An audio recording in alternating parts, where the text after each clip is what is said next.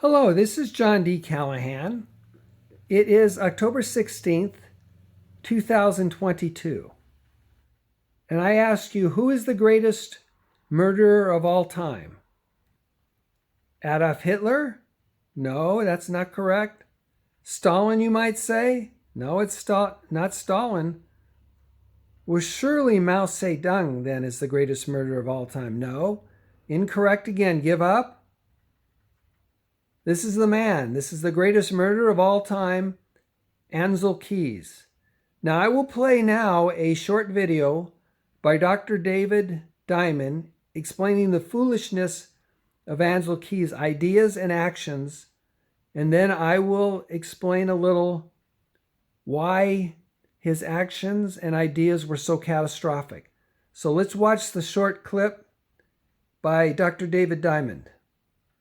This is an incredibly important paper in which Dr. George Thorpe reviewed over 100 years of research, emphasizing that the ideal diet is a low-carbohydrate, high-fat diet, the best diet for losing weight. So this is in the Journal of the American Medical Association. We knew this in 1957. And here, this is a very important year, 1961, and this is an important finding. And this is an epiphany for me when I just saw this, carbohydrate-induced lipemia. What that means is when you eat carbohydrates, they're converted to fat, and that fat is in your blood. And they're saying how common this is. And it was so powerful, the effect, that they illustrated it by showing someone's blood serum. So in this case, in fact, they say this may surprise some people who don't know the literature. And that lipemic plasma, that is fat in the plasma, occurred when they put a person on a high carbohydrate, low fat diet. And so you can actually see the fat in the serum here. And the same person, in this study of multiple people on different diets, you now have that same person put on a high fat, very low carbohydrate diet, and the same person now you're looking at their serum is clear. They're emphasizing it's from the same person. So it's very clear. We have known for 150 years that a high carbohydrate diet contributes to fat in the blood, contributes to obesity. So that 1961 is important because something else happened in 1961. We have this fellow who I've talked about before. His name is Ancel. And this is 1961. He is on the cover of Time magazine. He is the spokesperson for research in America. He is the dominant figure. And look at what he's saying here in the Time magazine article. Americans eat too much fat, too much saturated fat. It increases blood cholesterol and damages arteries. So Americans need to cut back on the fat to be able to control their cholesterol. You realize this is completely contrary to everything science had shown for the previous century. He made this up. It's amazing. He's being interviewed. He is seen as an expert. And I point out as well, he didn't take a single course in cardiovascular disease or nutrition in college. He had a bachelor's degree in economics and a PhD in fish physiology. This is the man that was leading American nutrition science into the 1970s, and he was totally wrong. So there we have it. Ancel ideas were totally wrong. He should have known from the literature, and even his own ridiculous 7-country study was horrible science. He started out with 22 countries, and he threw out the ones that didn't match his theory. He only ended up with 7. He threw out France. France has a tremendously high intake of saturated fat, and they have low heart disease. It was ridiculous, horrible science. There's no excuse for it. He just wanted to make himself famous. He said, no, this is what's going on. And he was totally wrong. His science was terrible. And you know what the French say? Butter, butter, and more butter. So his idea snowballed. And politicians got on board, and great big food corporations, because they made cereal and sugar, they got on board, and the whole thing snowballed into the ridiculous, catastrophic food pyramid and sugar and it resulted in probably the deaths and destruction of 1 billion people. And I'm not exaggerating. With diabetes and obesity and many other diseases. Well, you ask what was going on? Well, it wasn't that hard. It wasn't that hard. We had heart disease and people dying of heart disease. Even President Eisenhower in the 50s had a heart attack, and everyone was wondering, well, what's going on? Well, it wasn't that hard.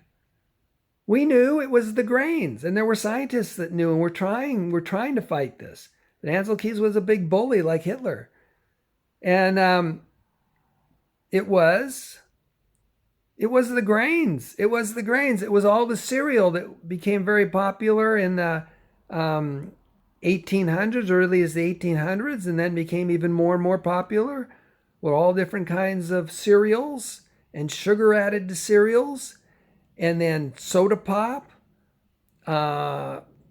and French fries and fast food, and then smoking.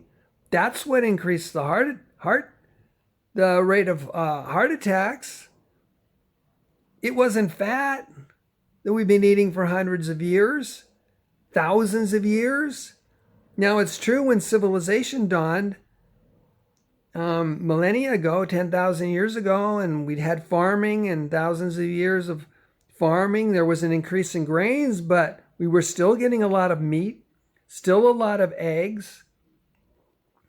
It only started to get worse again in the 1800s and 1900s with all this cereal and smoking and soda pop. And so that's what's caused the problem in the increase in heart disease. So all we had to do was reverse that. Let's start eating bacon and eggs again, or at least cut down the smoking, which was finally recognized, of course, cut down all the soda pop and sugar and other foods like that, and eat more bacon and eggs, and it would have reversed. And the more you can reverse that, the more you can go back to a diet that's like that, a low carb and high fat diet. The healthier we're going to be. They talked about eggs being bad. Eggs are a superfood. So it ended up in a catastrophe of health with diabetes, obesity, and many other illnesses. And it just needed to be reversed. It was exactly the opposite. And what do we do to fatten up animals? We don't give them fat, we give them grain. And it's just contrary to the way the human body works. It was a catastrophe.